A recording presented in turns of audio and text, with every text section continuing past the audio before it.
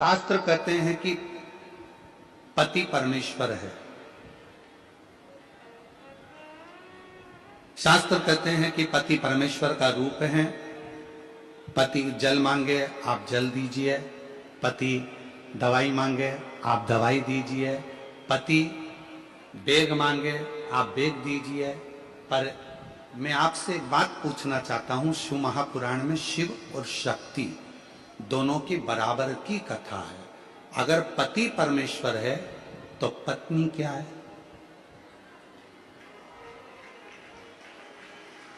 पत्नी क्या है? पत्नी भी तो परमेश्वरी है। बोलो जम के है कि नहीं है? अगर पति परमेश्वर है तो पत्नी भी परमेश्वरी है। पति का सिर दुखा तो धर्म पत्नी पानी देने को तैयार है। पति को तकलीफ है तो धर्म पत्नी उसको दवाई देने को तैयार है। पर शिव पुराण कहती है जब धर्म पत्नी को भी तकलीफ आए तो पति भी तो एक गिलास पानी ला कर दे, वो भी तो दवाई ला कर दे, वो भी तो पास में खड़ा हो, तो धर्म पत्नी। आज बहुत बड़े बड़े लोग कह देते हैं कि शिव जी को जल बाद में चढ़ाना, पहले पति को जल जरूर देना। तो हम कहेंगे बहुत अच्छे से जल दीजिए, पर साथ में एक बात और कहिए कि घर की अगर पत्नी बीमार पड़ी है तो पति का भी फर्ज है कि एक गिलास पानी उसके भी दुख में आकर उसको खड़े होकर दे सकते।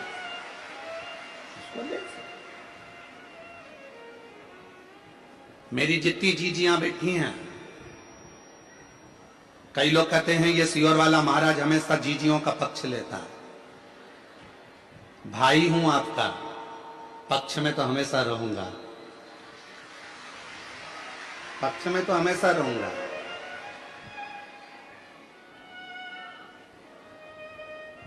पूरे महीने अगर मेरी बहन, मेरी जीजियां आपको पानी दे सकती हैं, आपके लिए भोजन बना सकती हैं, पूरे महीने मेरी जीजियां आपके लिए सब कुछ कर सकती हैं, तो उसके रजस्वला धर्म के 5 या 7 दिन तो तुम भी उनको पानी दे सकते हो, तुम भी उनके लिए प्रसाद बना सकते हो, तुम भी उनके लिए सहयोग कर सकते हो।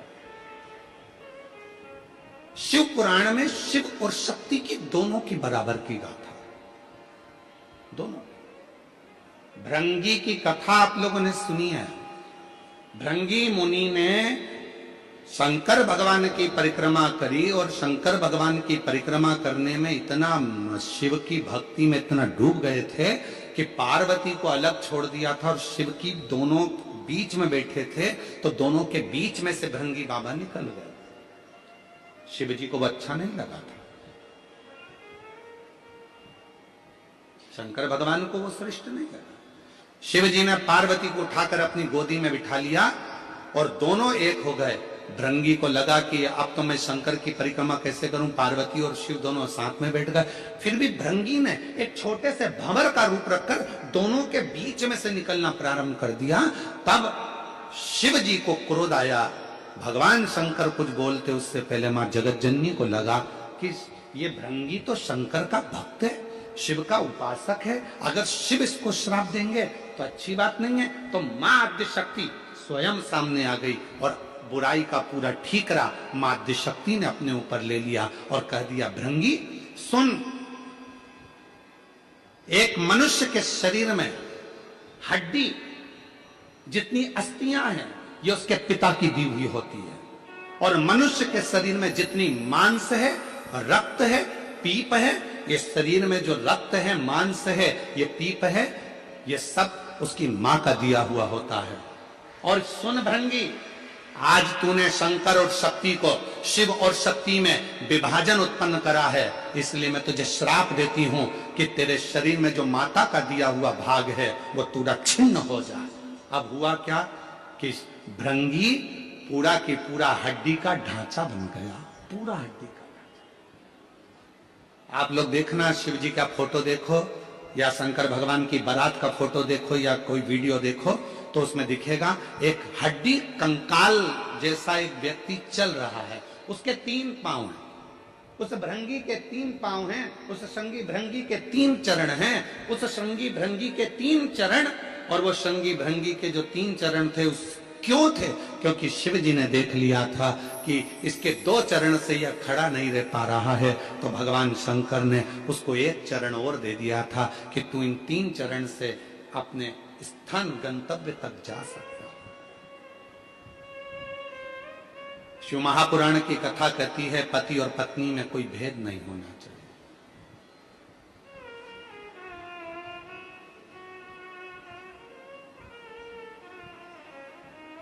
शिव महापुराण की कथा कहती है स्त्री और पुरुष में कोई भेद नहीं होना चाहिए।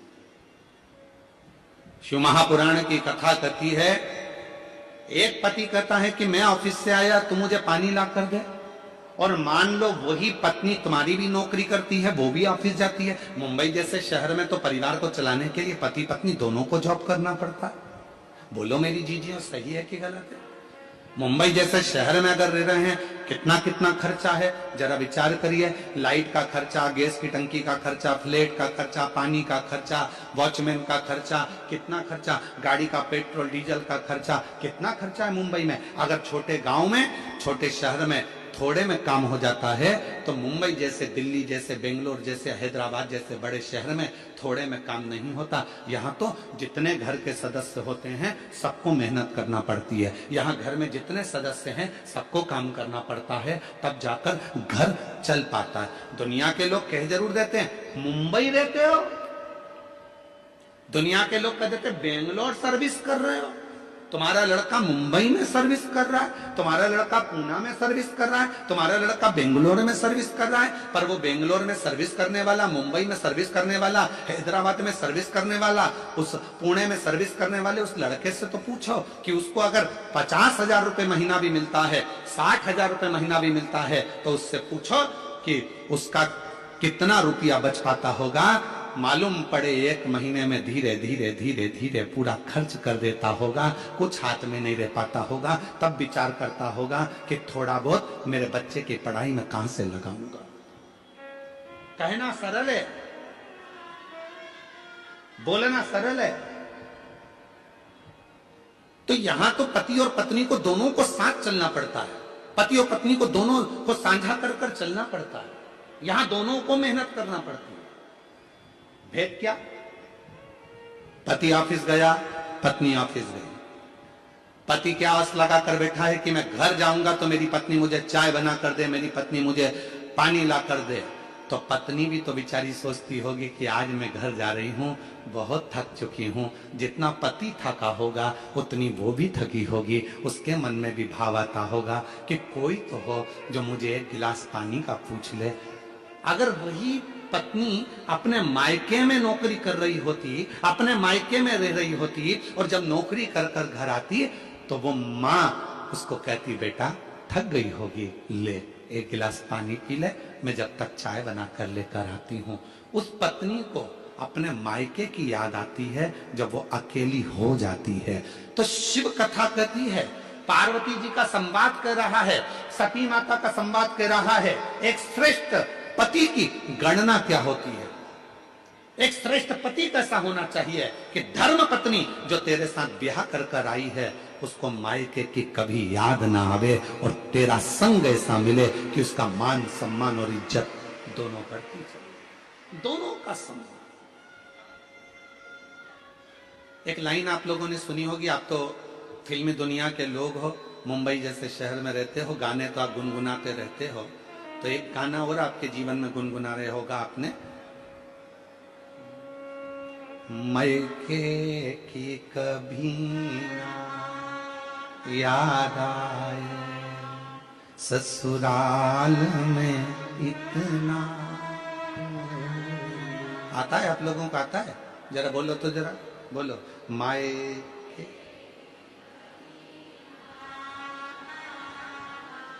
ससुराल में इतना,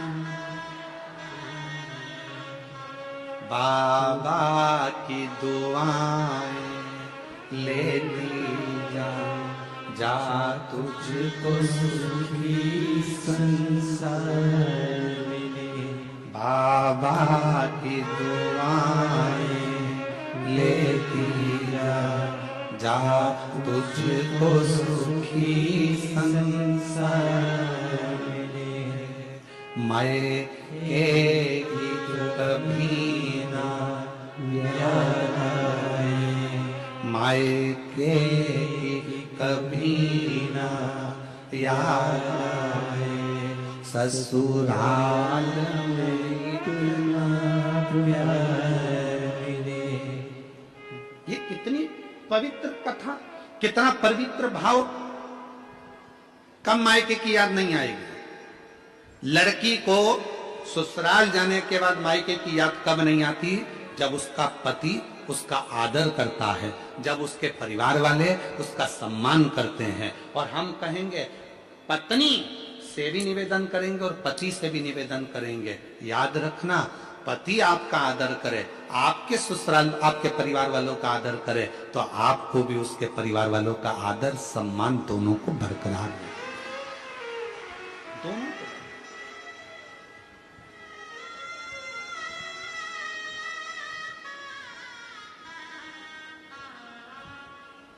हम आप लोगों से पूछें तो आप लोग बताएंगे, हम कई लोगों से पूछते हैं, क्यों शिव जी को जल क्यों चढ़ाती हो? एक लोटा पानी क्यों चढ़ाती हो? एक लोटा जल क्यों चढ़ाती हो? एक लोटा जल क्यों चढ़ाती हो? तुम्हारा पति मना करता है जल चढ़ाने के लिए, मत जा। कई बार पति कह देता है, क्यों जा रही है भीड़ में, क्यों जाती हो, क्यों एक लोटा जल चढ़ाती हो? मेरी जितनी जीजियां बैठी हैं, इनके दिल की बात कहूं तो छोटी बात नहीं होगी। इन माताओं से जाकर कोई पूछे कि एक स्त्री, एक नारी, एक बेटी शंकर को जल क्यों चढ़ाती है? अपने लिए नहीं, जल चढ़ाऊंगी मेरा पति अच्छा रहे, उसका स्वास्थ्य अच्छा रहे, उसकी तरक्की हो जाए, उसकी नौकरी हो जाए। पत्नी जल चढ़ाती है अपने पति के लिए, एक माँ जल चढ़ाती है अपने बेटे के लिए। मेरे बेटे के यहाँ संतान नहीं है, बाबा उसको औलाद हो जाए, बाबा मेरे एक बेटे की जॉब नहीं है, उसकी जॉब लग जाए, बाबा मेरी बेटी की यहाँ तकलीफ है, बाबा उस बेटी का दुख मिट जाए। एक माँ जल चढ़ाती है अपने बच्चे के लिए, अपने बेटे के लिए, अपनी बेटी के लिए। एक पत्नी जल चढ़ाती है अपने पति के लिए। एक दादी जल चढ़ाती है अपने नाती पोते पंती बेटा बहू सब के लिए। जरा विचार करिए, एक स्त्री केवल एक ऐसी होती है, करवा चौथ का व्रत भी करती है तो पति के लिए, तीज का व्रत करती है, अखंड